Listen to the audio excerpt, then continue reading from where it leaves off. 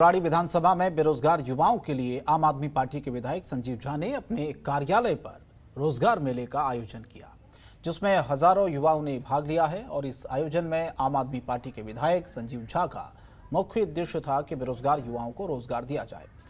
इस रोजगार मेले में अलग अलग कंपनियों से जैसे पेटीएम, स्नैपडील, एयरटेल, वोडाफोन और दूसरी कंपनियों के HR और पदाधिकारी बुलाए गए थे।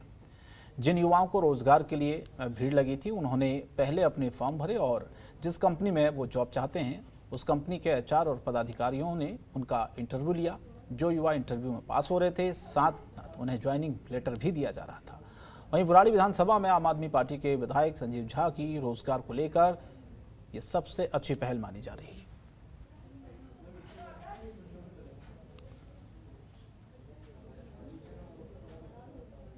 2014 से दिल्ली में बेरोजगारी इतनी ज्यादा, जब से केंद्र सरकार आई तो उन्होंने हाथ में मोबाइल दे दिए, फ्री डाटा दे दिया, उसके बाद रोजगार किसी को दिया नहीं, दोनों हाथ बिजी जरूर कर दिए हैं। तो उसी को देखते हुए हमारे विधायक, जो क्षेत्रीय विधायक है संजीव झा जी, उन्होंने युवाओं के लिए रोजगार मेला लगाया है। हमारा ध्येय है कि ज्यादा से ज्यादा युवाओं को रोजगार दे सके और इरादे लेके आई हुई सरकार है, वादे नहीं करेंगे, इरादे हमारे पक्के, हम रोजगार देने के लिए काम कर रहे हैं और ईश्वर ने चाहा तो इसको पूरी दिल्ली विधानसभा में हम एक्टिव करेंगे। बुराड़ी के बच्चों के लिए, बुराड़ी के युवा के लिए ये एक रोजगार मेला लगाया गया। आप लोग देख सकते हैं तकरीबन अभी तक हम 350 से ज़्यादा रजिस्ट्रेशन कर चुके हैं और हमारा टारगेट है तकरीबन 1000 के करीब रजिस्ट्रेशन आज हम बुराड़ी के लोग कर सकें। ओनली सेल्समैनिंग, अदर जॉब नहीं है, सिर्फ सेल्समैन का दे रहे हैं लोग। और हमने ये पूछा कि अदर्स जॉब मिल सकते हैं तो नहीं, कोई रिक्वायरमेंट नहीं है, ज़्यादातर सेल्समैनिंग का ही जॉब चल रहा है इस समय। और दिल्ली की बुराड़ी विधानसभा में कई लाख जनसंख्या है और बड़ी संख्या में कॉलोनियां बसी हुई हैं। दिल्ली के अंदर के हिस्से में ज़्यादा महंगी ज़मीन होने की वजह से गरीब लोग इन्हीं कॉलोनियों में आकर मकान लेते हैं। तो ऐसे में इन्हें अपने नए डॉक्यूमेंट्स भी बनवाने होते हैं या उनमें कुछ चेंजिंग करवाने होते हैं। इसके लिए नए आधार कार्ड बनवाने या उसमें पता चेंज करवाने के लिए भी MLA कार्यालय की मदद ले सकते हैं। जहां बुराड़ी की मेन सड़क पर MLA कार्यालय के आधार कार्ड के लिए फॉर्म भरने और रजिस्ट्रेशन का कार्य जारी है। फिलहाल ये पिछले कई दिनों से प्रक्रिया चल रही है। ये बहुत से लोग आते हैं सुबह से 9 बजे से लेकर 4 बजे तक आधार कार्ड के फॉर्म भरते, रजिस्ट्रेशन करते हैं। सबसे पहले हम लोग रजिस्टर में एंट्री करते हैं, नाम, एड्रेस और फ़ोन नंबर लिखवाते हैं। फिर उस पर जिसकी वो करना है तो फ़ोटो लेके उसका रजिस्ट्रेशन करके स्टैम्प, विदाई की स्टैम्प और सब कुछ भर के उनको हम देते हैं। फिर NDPL ऑफिस जाके वो अपना फिंगरप्रिंट्स और फ़ोटो उनकी लिख के आधार कार्ड फिर बन जाता है। ज़्यादा परेशान था, विधायक के अपने संजीव झा जी ने स्पेशल DM से मिलके उन्होंने सोशल डिस्टेंसिंग मेंटेन करके वहाँ NDPL ऑफिस में 3 मशीनें लगी हुई हैं जो सुचारू रूप से 10 बजे से 4-5 बजे तक काम करती हैं।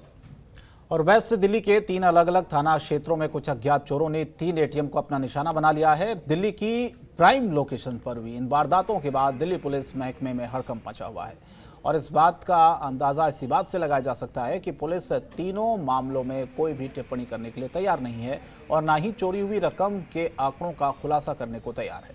शनिवार को देर रात पंजाबी बाग, कीर्तिनगर और नारायणा थाना क्षेत्र में चोरों ने 3 ATM को अपना निशाना बनाया। जहां एक ATM को चोर लेकर उड़ गए तो वहीं दूसरे ATM को चोरों ने गैस कटर से काट दिया। सूत्रों के मुताबिक ये सभी चोर मेवाती गिरोह से बताए जा रहे हैं। फिलहाल पुलिस के हाथ कुछ CCTV फुटेज भी लगे हैं, जिनके आधार पर पुलिस आगे की कार्रवाई कर रही है। अभी मुश्किल से 3-4 दिन हुआ है और ये इसको बैंक को खुले हुए भी ज़्यादा दिन नहीं हुए थे। और मुझे तो ये लगता है कि यहीं के कुछ अंदर के बंदे होते हैं जिनको सेटिंग होती है, नहीं तो आम पब्लिक को कैसे पता है कि अंदर का लोग कैसा है, इसका ATM वो लोग कैसा है। सबके सेटिंग होती है और इसमें ठहराया जाता है कि चोर ले गया। अब कहीं ना कहीं सवाल पुलिस पर भी बनता है, क्योंकि पुलिस की नाकामी साफ तौर पर देखने को मिल रही है। क्योंकि एक ही जिले में एक ही रात में 3 बड़ी वारदातों को अंजाम दिया जा रहा है और पुलिस हाथ पे हाथ धरे बैठी है। मोहम्मद अजीज सैफी, जनतंत्र TV, दिल्ली। और दक्षिण पूर्व जिले में नेहरू प्लेस फ्लाईओवर पर भीषण सड़क हादसा हो गया, जिसमें एक शख्स की मौत हो गई और आधा दर्जन लोग घायल हो गए। इनमें से 2 की हालत गंभीर बताई जा रही है। वहीं मृतक की पहचान 60 साल के सूबेदार के रूप में हुई है, जो कि मूल रूप से यूपी के कासगंज का रहने वाले थे और दिल्ली में नेप सराय का ट्रैकर फल बेचने का काम करते थे और आज सुबह फल लेने के लिए ओखला मंडी जा रहे थे, तभी यह हादसा हो गया। उसके साथ मिनी ट्रक टेम्पो में ड्राइवर समेत 8 लोग सवार थे। परिजनों ने आरोप लगाया है कि मिक्सर ट्रक ड्राइवर की लापरवाही से यह हादसा हुआ है।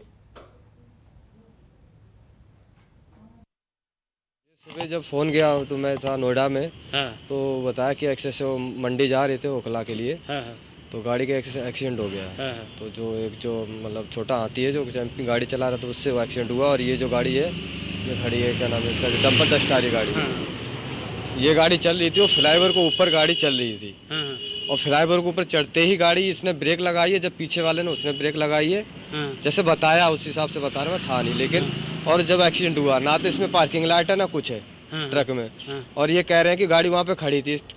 फ्लाईओवर के ऊपर खड़ा होने का मतलब क्या है गाड़ी का, तो वही ये चीज़ अब क्या बोल सकते हैं।